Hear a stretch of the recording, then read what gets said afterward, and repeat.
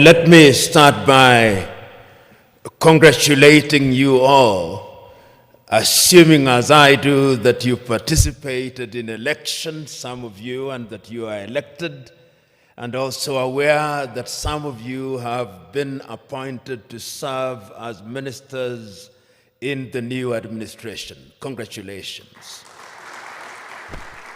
And also permit me to thank the Office of the Prime Minister for inviting me to share my thoughts with you on a subject that I think is very important, not only to the federal government of Ethiopia, but to the people of Ethiopia and by extension, the continent of Africa.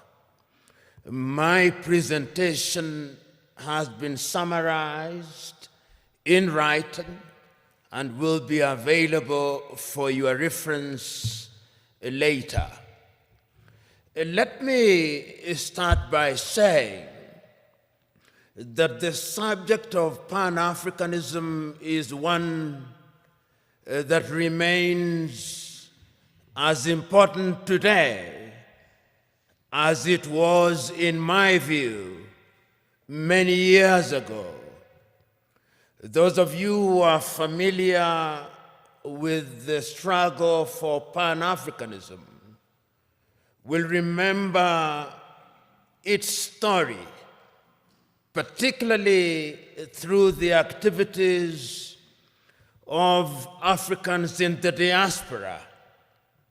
You'll particularly remember that prior to the much more famous meeting held in 1945 in Manchester in the United Kingdom, Africans in the diaspora, particularly in the Caribbean, in Trinidad and Tobago, in Jamaica, were very particular about having connection with the continent of Africa. You'll remember that they had many meetings, and you'll be familiar with some of the names, such as Sylvester Williams from Trinidad and Tobago, such as Marcus Garvey, and his call for Africans to go back to the mother continent. And you will also remember African Americans such as W.B.E. Du Bois, who was very active in the process of liberating the African Americans from the clutches of slavery and discrimination, and who also played a very critical part in the struggle for decolonization, culminating in the 1945 meeting, which for the first time was attended by Africans who later played a critical role in the struggle for decolonization. Of course, Ethiopia does stand out to the extent that it was never successfully colonized. There was limited occupation, and you are familiar with that history. Therefore, it is not mine to educate you on your own history, but you are familiar with it. But it must concern us, particularly at this time, and I hope during this conversation I'll be able to demonstrate why, in order for us to understand the present, we must understand the past, which will also enable us to have a glimpse on what the future holds. And one of the speeches which is seldom referred to is a speech that was delivered in the year 1906 in the month of April by a South African called Pixley Kaisaka Seme. And it is instructive that Pixley Kaisaka Seme was the first president of the African National Congress when it was founded in 1912. When Pixley Kaisaka Seme delivered that speech as a student at the University of Columbia, his title was The Regeneration of Africa. And what he was talking about at that time was an Africa that had borne the brunt of slavery and was laboring under the pain of colonization. Pixley Kaisaka Seme reminded his audience on that day that when the European powers assembled in Berlin in 1884 through to 1885, they agreed to divide Africa into spheres of influence for purposes of exploitation, so that the Germans had their share. If you remember, the Germans were present in what we now call Namibia. They were present in what we now call Benin, but was then known as Dahomey.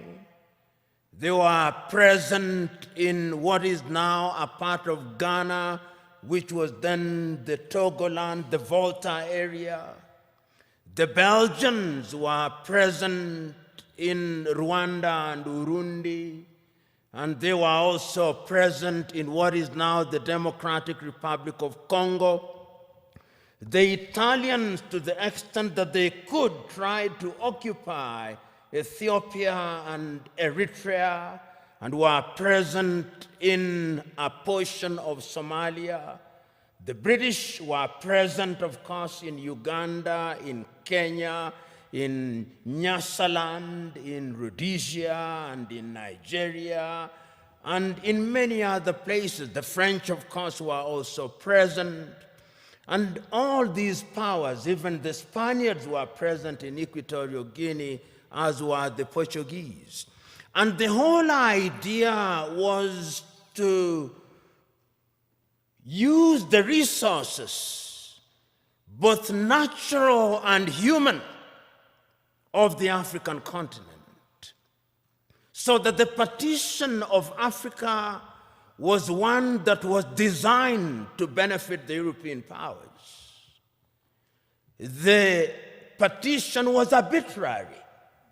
If you look at the nation states that we now have, or is it states that we now have with many nations in them, every other African country that we are talking about now is struggling to be a state. All of them, without exception, all of them.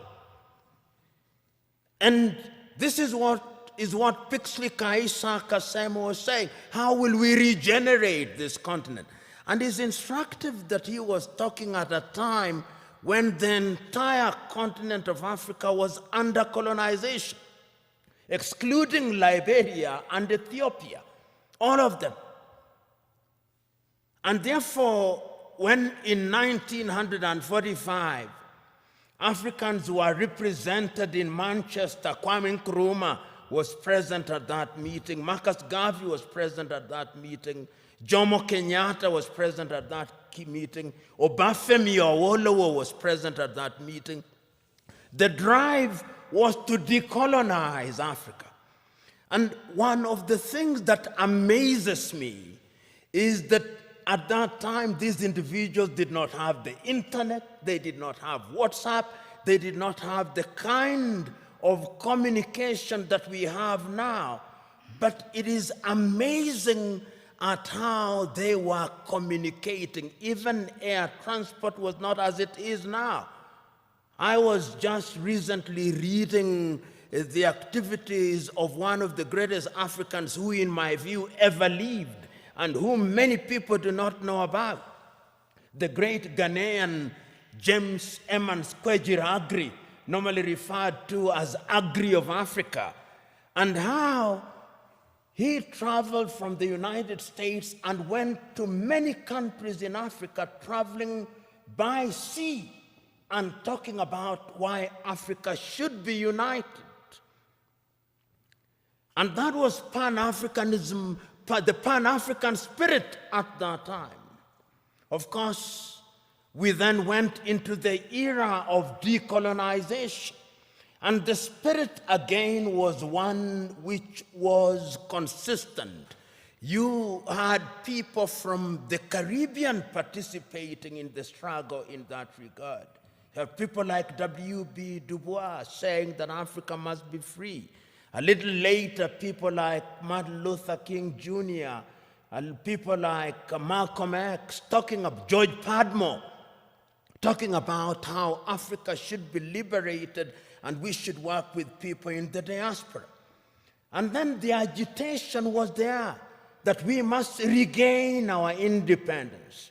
And famously in 1949, Ghana's Kwame Nkrumah is saying, "Seek ye first the political kingdom, and the rest will be given unto you." And I dare say that the rest has never been given to us. And even if it is coming too slowly.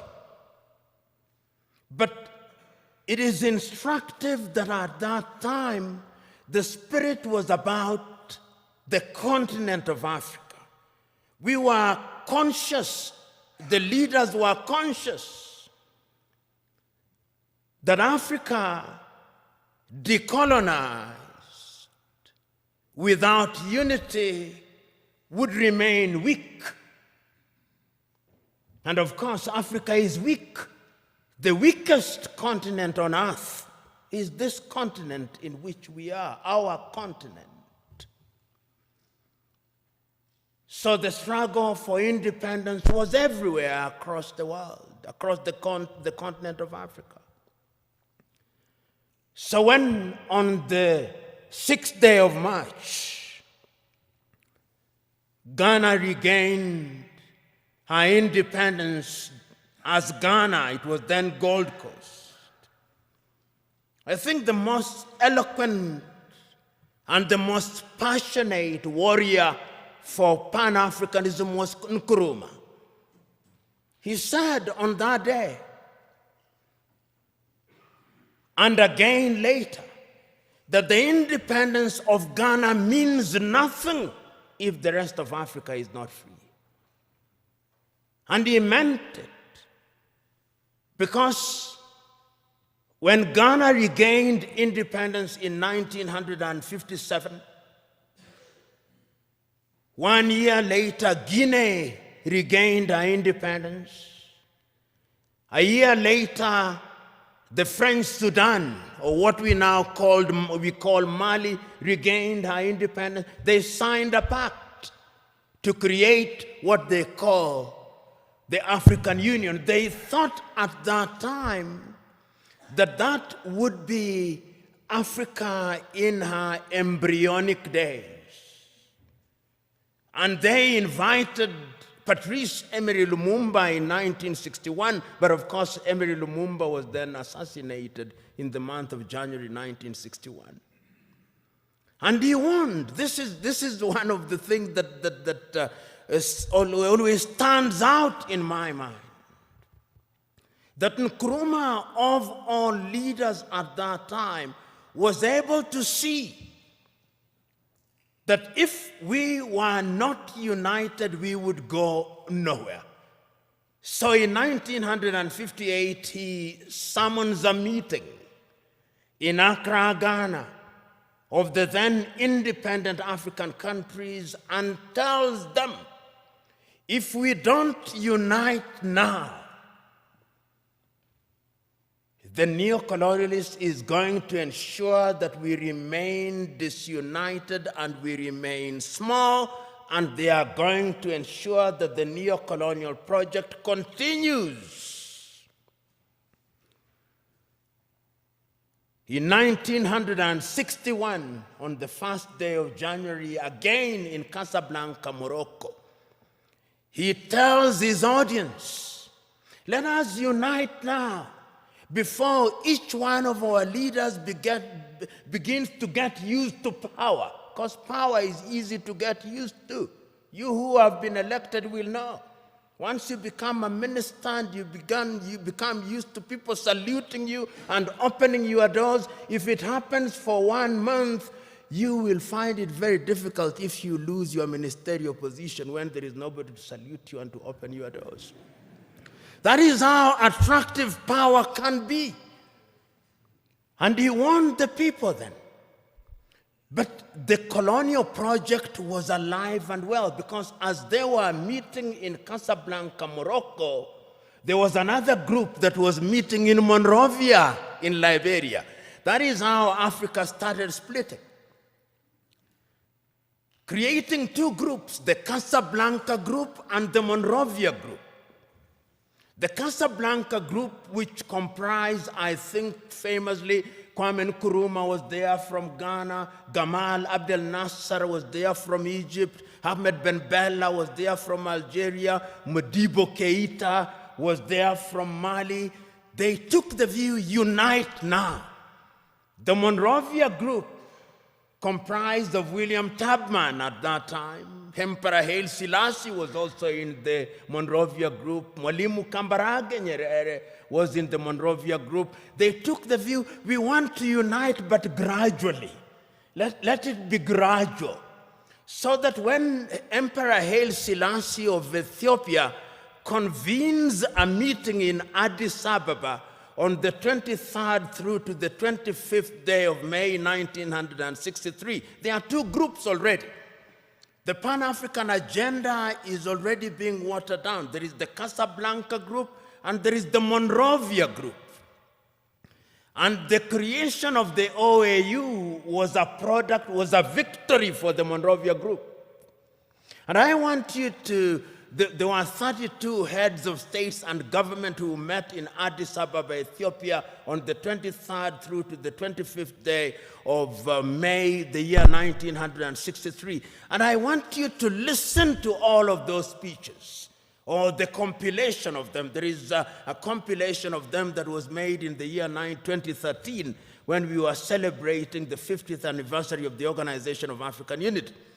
And listen to all the speeches, and I pick out a speech from the leader of Central African Republic, David Dacko. David says, Central African Republic is so small that if we are not a part of an African Union, the French will come again.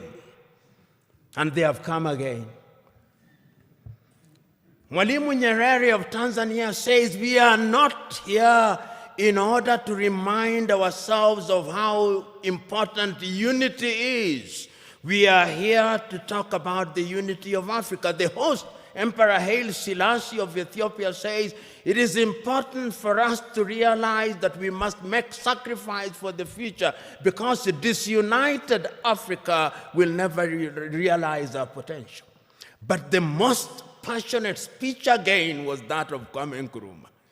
He tells them, let us not leave here without one government, without one army, without one currency, and without having chosen a capital. And I propose that the capital of the new Africa either be located in Bangui in Central African Republic, or Leopoldville, now Kinshasa, in the Democratic Republic of Congo. But I'm open to any other suggestion. And let us leave here once we have put together a council of foreign ministers in order to begin to work towards an African Union. That is Kwame Nkrumah. Nobody listened to him. We ended up with the OAU. And the story of the OAU can be told and retold.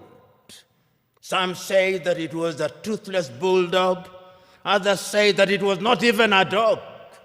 But whatever it was, it cannot be denied that it made a contribution to the process of decolonization of the continent in many ways, complete with the establishment of the liberation unit of it, which was headquartered in Dar es Salaam in the United Republic of Tanzania, which was spearheaded the decolonization of quite a number of countries at that time. But the point that I'm making is that the Pan-African spirit at that time was about a united Africa. Because you will remember at that time that France never wanted to leave and has never left. It is always instructive that when the French left, they formed an organization called Organization for French-Speaking Countries. The British also created their own Commonwealth of independent nations. But what is instructive is that the Queen is always the head of those independent nations. I've never understood that. Perhaps the presidents do. The Portuguese, of course, you know, never left easily. Until 1980, when I was an adult, they were still fighting in Mozambique, in Cape Verde, in Guinea-Bissau, in Angola, and in Mozambique. The apartheid regime, of course, only left in 1994, and I wonder whether they have left. That is Africa for you. So that the fears of Kwame Nkrumah that if you are not united, we would have problems, started haunting us. He said that if we are not united in the Pan-African spirit, what is going to happen is that the imperialists is going to control us. They are going to emphasize our ethnic differences. And they are going to ensure that we begin fighting amongst one another. And as we do so, they are going to exploit us. And they started. In January 1961, they assassinated Patrice Emery Lumumba, and Congo has never been the same again. In 1963, they assassinated Sylvanus Olympio in Togo, and Togo has never been the same again. Then there were coup d'etats. Kwame Nkrumah himself, in 1966, eliminated via coup d'etat all his writings, all his speeches banned, never to be read, never to be listened to until 1972, when Ignatius Kutu Acheampong rehabilitated him. Ahmed Ben Bella in Algeria, gone. In Nigeria, Nnamdi Azikiwe and Abubakar Tafawa Balewa, gone. In Mali, Modibo Keita, gone. In Chad, everywhere, coup d'etats. Here in Ethiopia, 1974, if I'm not wrong, coup d'etat and the emergence of the Deg regime. In East Africa, Uganda, coup d'etat, mutinies in Kenya, Uganda, Tanzania in 1971.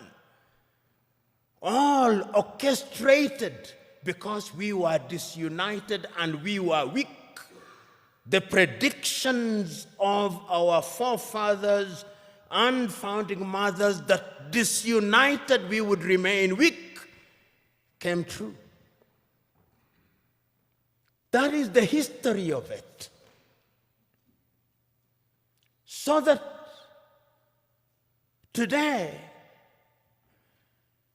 when we talk about the African continent and we talk about Pan-Africanism, we must understand it in the context of that history. And you will remember that it is not as if Africa never realized or never recognized that our weakness would be in our disunity. We did. We did. Because regionally we were trying to integrate. We were in the East African community, we were creating the East African community. In South Africa, we were creating SADC. In West Africa, we were creating ECOWAS. In Central Africa, we were creating the Organization of Central African Communities. In the North, we were creating the Maghreb.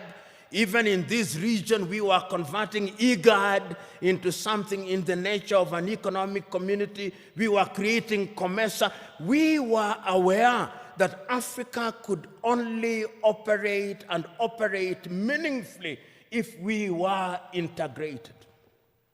We are not trading with one another. Intra-African trade is not anything beyond 15%, the lowest anywhere in the world. If you look at all our sectors and look at them, look at our agriculture, almost all African countries are net food importers.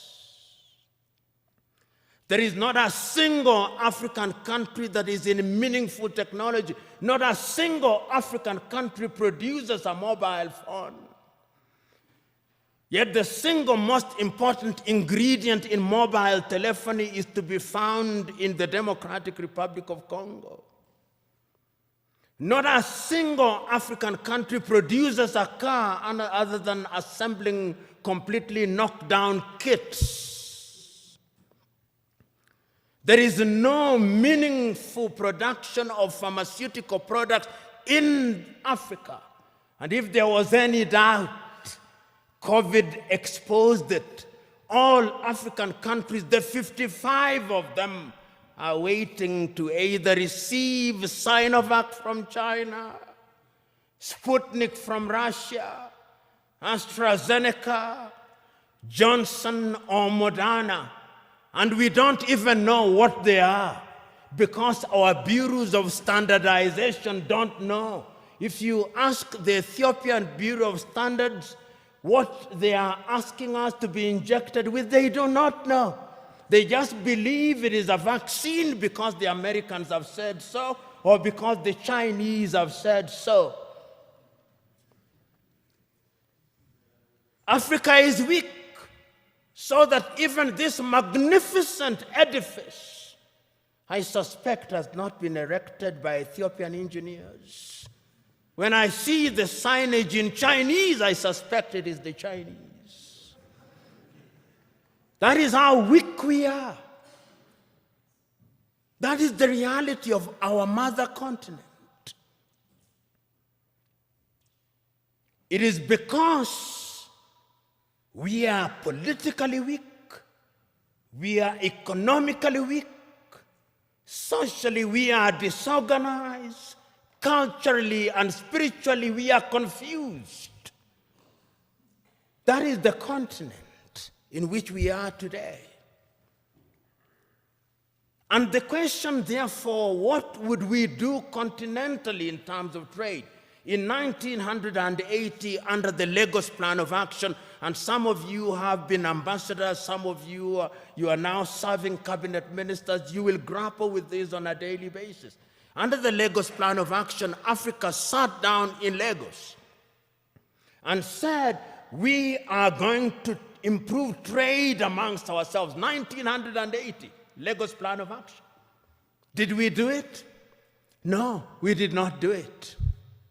We did not do it because the European Union was instead engaging us under the African Caribbean, the Lomé Convention of 1975, or the Cotonou Convention of 2000. Africa remains the only continent which is described as Anglophone. So in Kenya or Uganda, where possibly only 20% speak the English language, we are Anglophone. In French, former French colonies, they are Francophone. In former Portuguese colonies, they are Lusophone. In some Arab countries, they are Arabophone. That is who we are. So, when the OAU met in 2013, they asked the question, what happened to the Pan-African spirit? And when, therefore, they met in Sirte, in Libya, under the tutelage at that time of Muammar al-Gaddafi, it was resolved in 1999 that the OAU be renamed and be referred to as the African Union, and it was launched, as you know, in Durban, South Africa in the year 2000. But one of the most important things in 2013 was the speech of the then chairman of the OAU Council, Nkosazana Dlamini Zuma, here in Addis Ababa in Ethiopia. And I want you to read that letter, which I'll paraphrase, in which she writes an imaginary letter to Kwame Nkrumah. He tells and apologizes to Kwame, telling Kwame, we apologize to you because we did not listen to you. We are weak because we did not listen to you.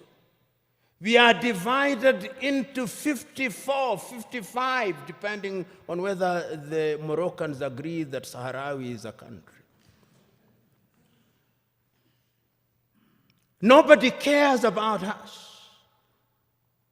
And brothers and sisters, if you want to know how weak we are, and we are weak, look at how we are treated. Last month,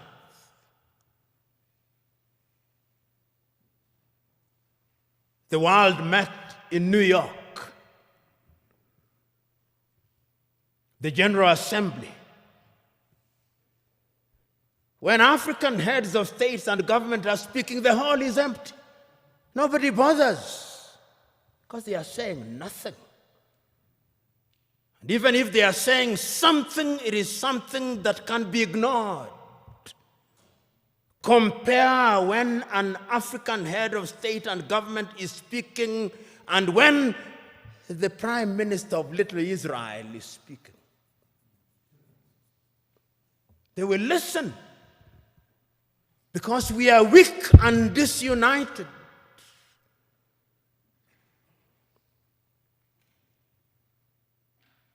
So we have a weak continent because the spirit of Pan-Africanism disappeared.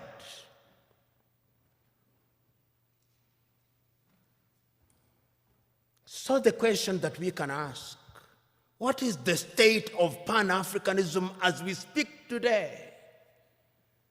The African Union, which is weak, says the right things and does the wrong things 9 out of 10 times.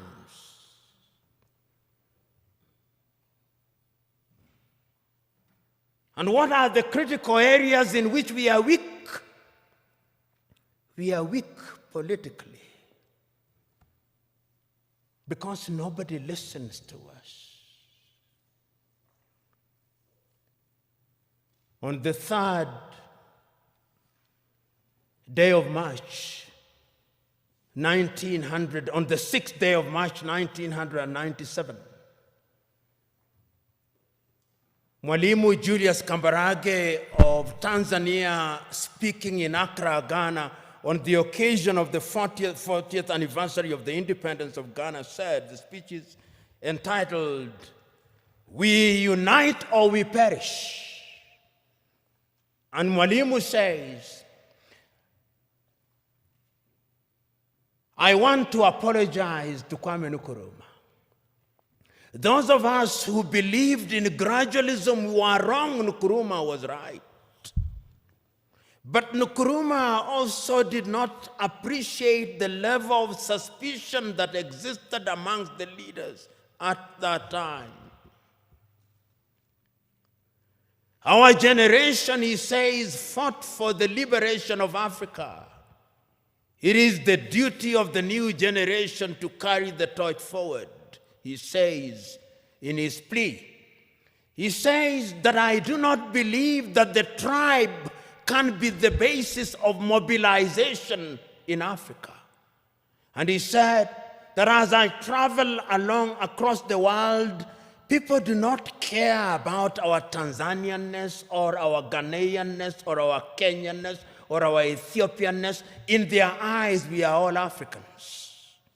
And perhaps that is what we should use as the building block in order to talk about African unity. But we are not being naive about that unity. Because sometimes when we talk about Pan-Africanism and about African unity, people think we are being too simplistic about it. No, it is not being simplistic and being naive. It is recognizing that as long as we remain the way we are, then Africa in the next 25 years will be recolonized. You know, what is the state of Africa as I speak now? What is the state of your continent as we speak now? Because of our disunity. Because when we are disunited, then it is good for Europe and America. Look at the state of your continent as I speak. Conflicts of one kind or another. I'll name the countries just for you to know how bad it is, because that is how it is. Go to northern Mozambique. The gas that is there cannot be produced because there is conflict. Northern Mozambique. Go to Somalia. Conflict. Here in your motherland, conflict. Go to South Sudan, conflict. Go to Sudan, conflict. Go to Libya, conflict. Go to Central African Republic, conflict. Go to the Democratic Republic of Congo, conflict. Go to Burkina Faso, conflict. Go to Mali, conflict. Go to Chad, conflict. Go to Niger, conflict. Go to Cameroon, conflict. Go to Nigeria, conflict. Do I go on? That is the state of the continent. So that even when we talk about intercontinental trade, you tell me, can you drive from Addis Ababa to Dakar in Senegal?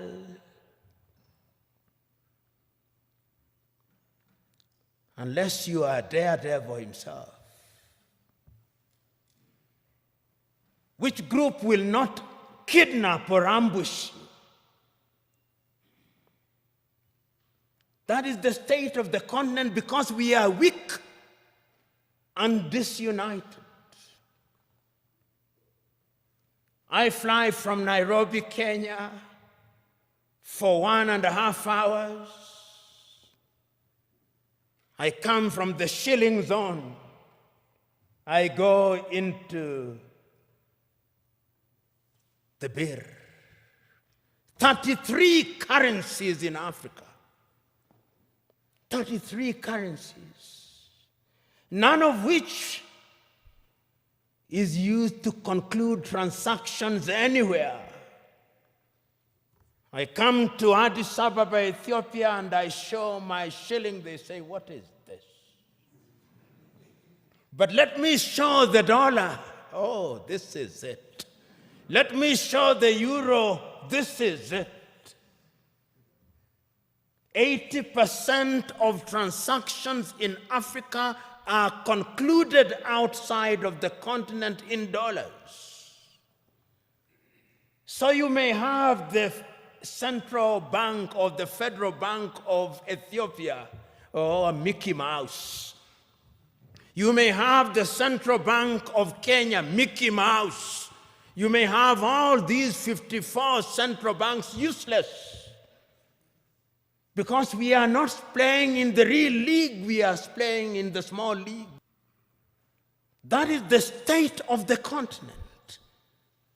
So as you have the honor and privilege of serving in the government of Ethiopia, and as you think about integration, that is the continent in which you are now, weak.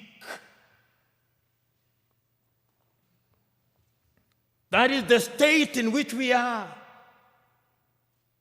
I watched a woman from Nigeria who had been rescued from the Mediterranean around Lampedusa saying, I will not go back to Africa. Even if I die in the Mediterranean, I'll try again and again. What is it that can make a human being say that I do not want to go back to my home? Because the natural instinct of a human being should be that you want to go home. It's because we are weak. Let me conclude by looking at Africa in the future. What is the state of Pan-Africanism?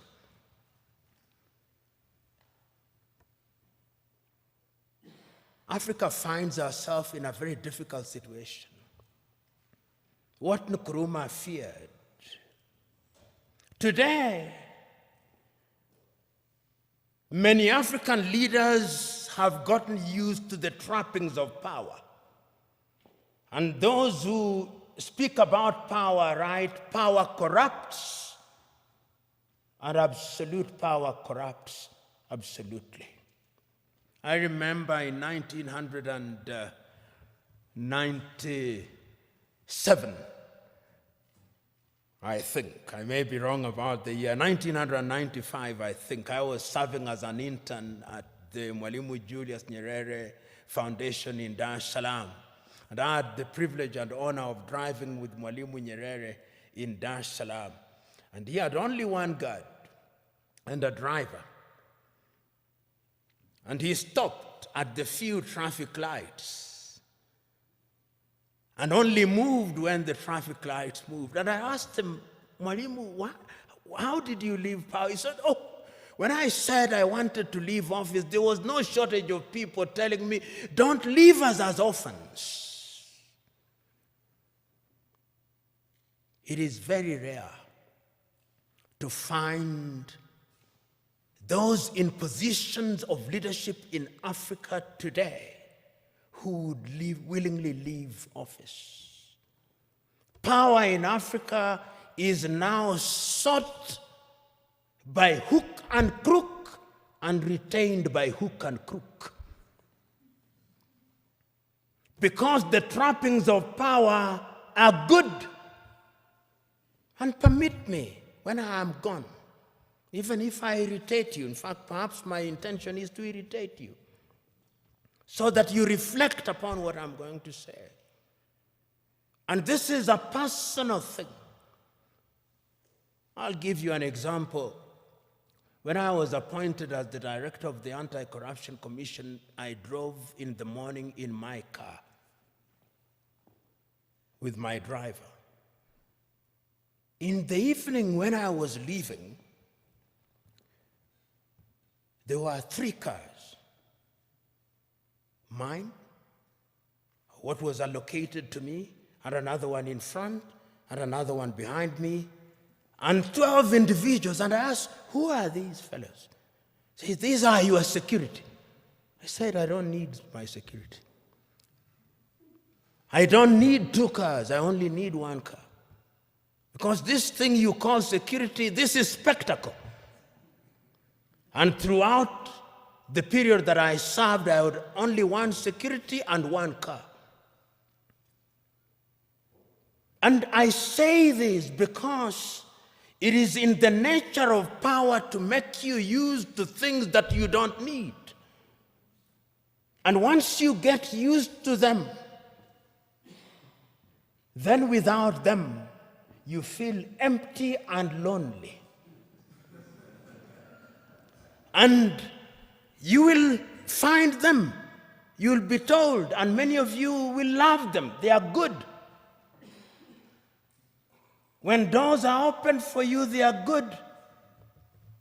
When you occupy front seats, it is good. When you are addressed, Your Excellency, it is good. When you eat the best food, it is good. When you have security, it is good. But it can also dehumanize you. It can also monsterize you.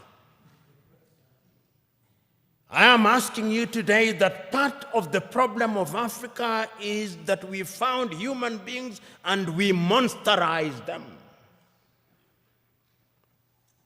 Writing in 1983, Nigeria's Chinua Achebe writes in a book which I commend to you, The Trouble with Nigeria, which could as well be the trouble with Africa. He says, the trouble with Nigeria is simply and squarely a problem of leadership.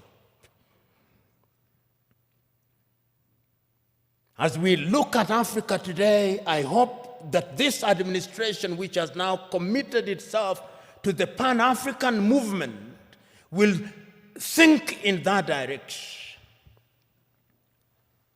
And this brings me to what I think should be contemporary Pan-Africanism. If you look at the Treaty of the East African Community, the Treaty of the East African Community says that there shall first be a common market, then a common currency, and political federation, which ought to have happened in the year 2010. East Africa Community should have had its first president in 2010. That is now 21 years, 10 years later, there is no such thing. In ECOWAS, it ought to have been the same. In SADC, it ought to have been the same. I hope that with your population of 120 million, because Ethiopia is an economic powerhouse potentially.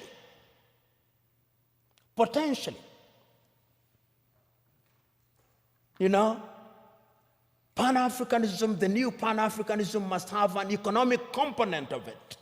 That is how I understand Africa Agenda 2063. Africa Agenda 2063 says that by the year 2063, Africa will have pulled up her people into a middle-level economy on 7 pillars, economically, politically, and otherwise. And the Africa Continental Free Trade Area suggests to me that we'll have broken all the tariff and non-tariff barriers. Will we be able to achieve those in the spirit of new Pan-Africanism? Will we have one currency? Will we have one passport? We have already said so under the Kigali Agreement that we are going to have one passport. Will we have one telephone code? We have 55 telephone codes. You move from Nairobi 254, you come here, you have another one, you go to Eritrea, you have another one. There is no connectivity in the 21st century. How can you be taken seriously? Those of you in the United States of America, you fly from Boston, Massachusetts to San Francisco in the West, 6 hours, 40 minutes, the code is 1. The tariff is 1. The COVID test is 1. I moved from Nairobi to Addis Ababa, COVID test. If I don't travel this evening, I'll be subjected to another COVID test. I go to Tanzania, COVID test. Uganda, COVID test.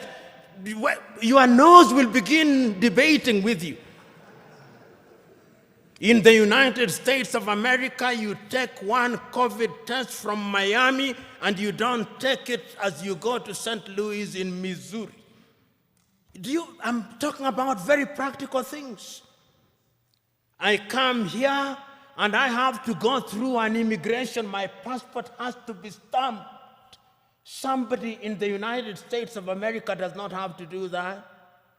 Somebody in the European Union across 27 countries does not have to do that. In China, which is, of course, 1.4 billion, does not have to do that. Until we change all those things, we are going nowhere, so that we have only one telephone code, so that we have only one currency, so that we have only a single immigration, so that we eliminate all these armies. You know, you look at some African countries and they have an army, which complete with 5-star generals who have never even quelled a street riot, and they are generals. Money goes into maintaining militaries, maintaining embassies that you don't need. You see why Africa is poor? All these 55 countries have embassies. If we were one, there would only be one ambassador for Africa in the United States of America. There would only be one army with regional policing. Am I being naive or simplistic? Yes, we can create a single Africa with a loose government, a confederal government, dealing only with foreign affairs and defense and monetary policy and general policy formulation, with different governance systems. That is the only way in which these narrow tribal instincts will be dampened. But as long as, and now I want to conclude, if we only see Pan-Africanism as sentimentalism, as a romantic idea about which we debate, and we remain as we are, then this is the Africa that I see. This is the Africa that I see in 25 years' time. Many Africans, either legally or otherwise, will break into different autonomous countries. Many of them. We'll have more than 100 countries in Africa, each claiming self-determination, and is already beginning to happen. Because we will be looking at narrow ethnic agenda as the only way of defining our affairs. Ethiopia will break down, Kenya will break down, Nigeria will break down, South Africa will break down. And look at South Africa. Only last week, the whites in Western Cape in South Africa have delivered a petition to the government in Pretoria saying they want to create their own country. The Democratic Republic of Congo will break down, Libya will break down. The only way in which we can immunize ourselves against all those things is to create a Pan-African nation which allows for self-determination within the nation. And we must redefine terms such as self-determination. Self-determination must mean the ability of a people within a bigger unit to enjoy their culture, to enjoy their tradition, to speak their language. They do it on a smaller scale in Switzerland, those of you who are familiar with Switzerland. And we de-emphasize the presidency, we de-emphasize the prime minister's office.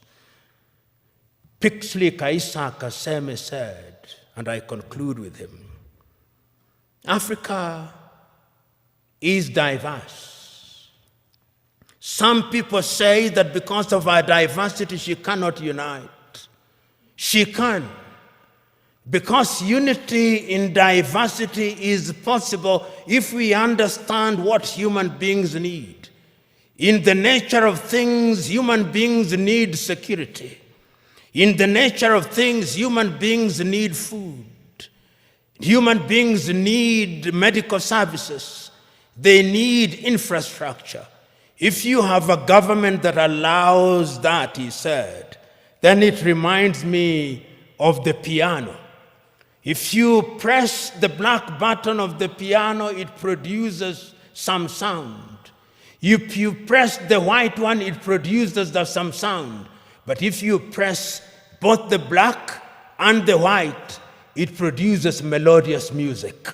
And I think that the new Pan-Africanism must look to that. And you who have the honor and privilege of thinking and working in government, it is your duty to start that journey. It is not going to be easy, but it is an intergenerational journey.